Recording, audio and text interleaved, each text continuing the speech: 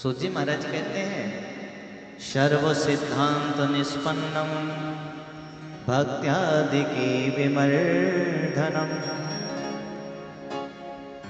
शिवितोषिकरं दिव्यं शृणोपस्य रसायनम। महादेव को प्रसन्न करने वाली, और महादेव तो वैसे ही प्रसन्न हो जाते हैं, बाबा बड़े भोले वाले हैं। एक लोटा जल जो सच्चे मन से महादेव पे चढ़ा दोगे तो महादेव वहीं से प्रसन्न हो जाएंगे।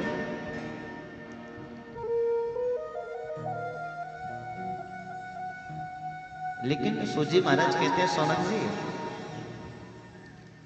ये काल रूपी जो समय है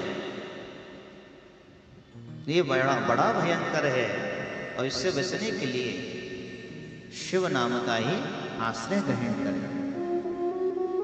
काल व्याल महात्रासः विध्वंस कर्मोत्तमम् शैवं पुराणं परमं शिवेनोक्तं महामुने। काल रूपी व्याल, काल यानी समय, ये समय चल रहा है, धीरे धीरे धीरे धीरे समय आगे बढ़ता जा रहा है। कभी हम 5 साल के हुआ करते थे, फिर 10 साल के, फिर 20 के, फिर 40 के, फिर 50 के, फिर 60 के, पता ही नहीं चला कभी 70 पहुंच गए। समय चल रहा है, बहुत जल्दी निकलता है। पहले अनुभव करते थे कि लोग बड़े हो गए हैं, लोग बुजुर्ग हो गए हैं। आज का ऐसा समय चल रहा है भैया, इतने जल्दी बढ़ रहा है, आगे बहुत जल्दी बढ़ रहा है, भाग रहा है समय। और ये समय के साथ काल चक्र लगा हुआ है, वो ना जाने किस समय किस घड़ी किस व्यक्ति को अपना ग्राही बना ले। प्रेम से कहिए हर हर।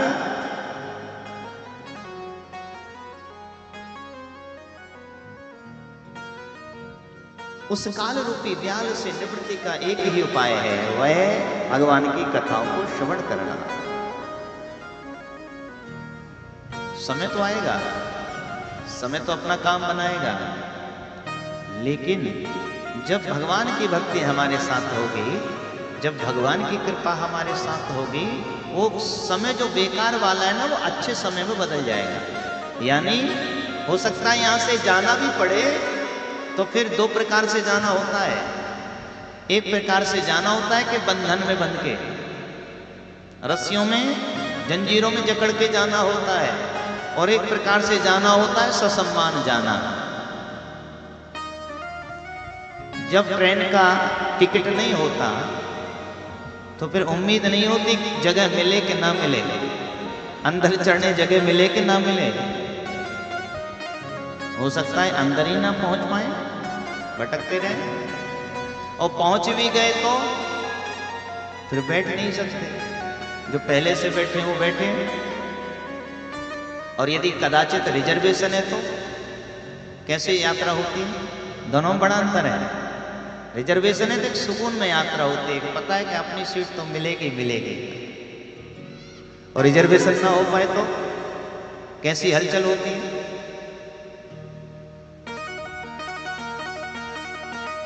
ठीक उसी प्रकार से जाना तो यहां से पड़ेगा ही, लेकिन क्यों ना हम यहीं से रिजर्वेशन की व्यवस्था पहले से ही करके जाएं,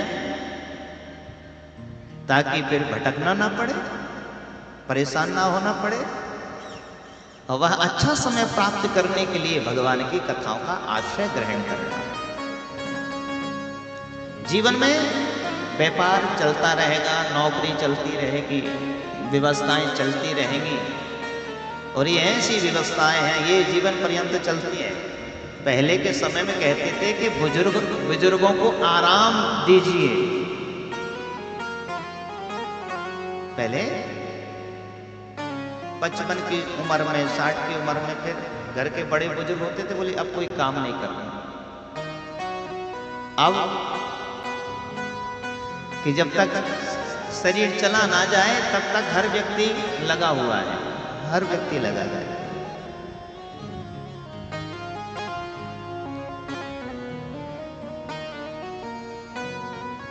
हम ऐसी व्यवस्था बनाएं कि व्यापार भी करें, नौकरी भी करें, कर्म भी करें, घर की व्यवस्था भी करें, लेकिन हमारे हर कार्य में भगवान हमारे साथ रहे।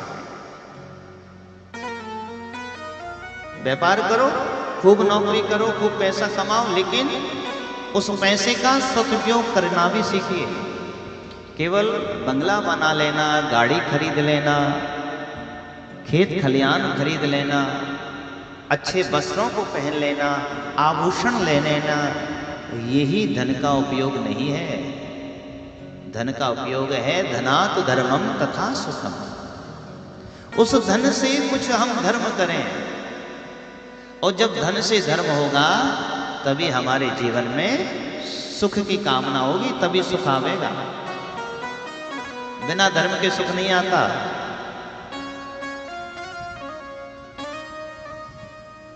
अच्छा, बिना धर्म के यदि सुख आता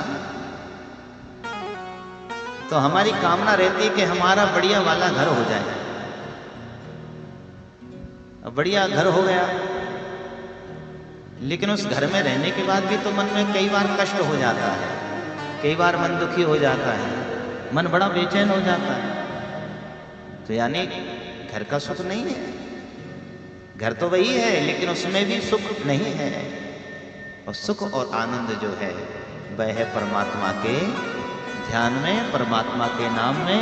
हे प्रभु, मैं जो भी कर्म कर रहा हूं, यद्यत कर्म करोमि तत् दखिलम शंभो तवाराधनम। मैं चाहे व्यापार करूं, चाहे मैं जो भी कर्म करूं, प्रभु आप हमेशा उसमें साथ देना, आप हमेशा साथ चलना, और आप अपनी पूजन ही उसको समझना। ये भाव हम बनाए।